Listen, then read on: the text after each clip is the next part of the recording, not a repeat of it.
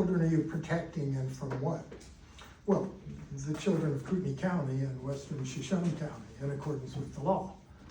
Also, personally, my children and grandchildren.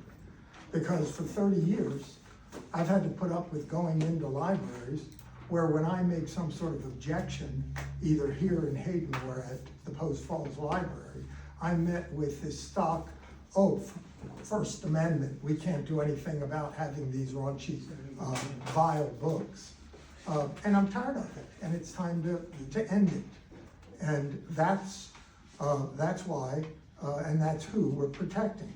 He said, I didn't ask you to. Well, actually, he didn't maybe, but the majority of Idahoans, the majority of Kootenai County did. And once again, since a large coterie of individuals had to get up and leave in the middle of the last time I tried to explain that our legislation actually does work, that the government works, that 4 legislative districts, all 12 legislators, voted aye on this law, on the Children's School and Library Protection Act. All 12 of them were returned to office a few months later. What does that tell us? The people of Kootenai County and Shoshone County like what's being done and like that. He said, accused us of defining community standards. So that's a downright falsehood. It's actually the definition in the law. We're not making those up.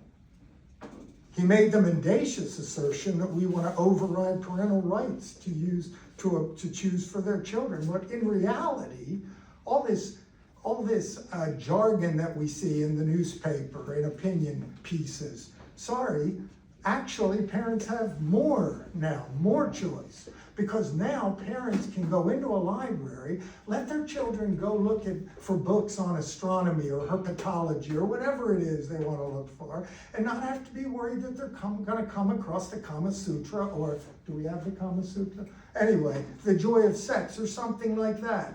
The point is, parents now can say, I want that book for my child, but under the law, I'm going to have to check it out and give it to them at home. That's the way it should work. That's parental choice, by golly. And finally, yeah, stories do need to be told, but not all of them and not to everybody. No, that's ridiculous. They're not all suitable for innocent children.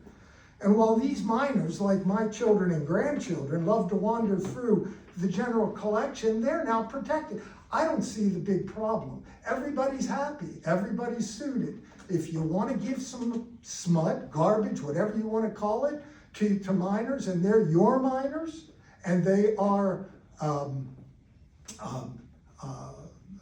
and you want to give it to them, you can do that. And nobody's saying you can't do it. There's no censorship. But finally, I want to make the point that this arrangement, it does define parental rights perfectly. Everybody gets to do what they want to do. Everybody loves choice. Everybody's pro-choice in this situation. Okay, anyone else?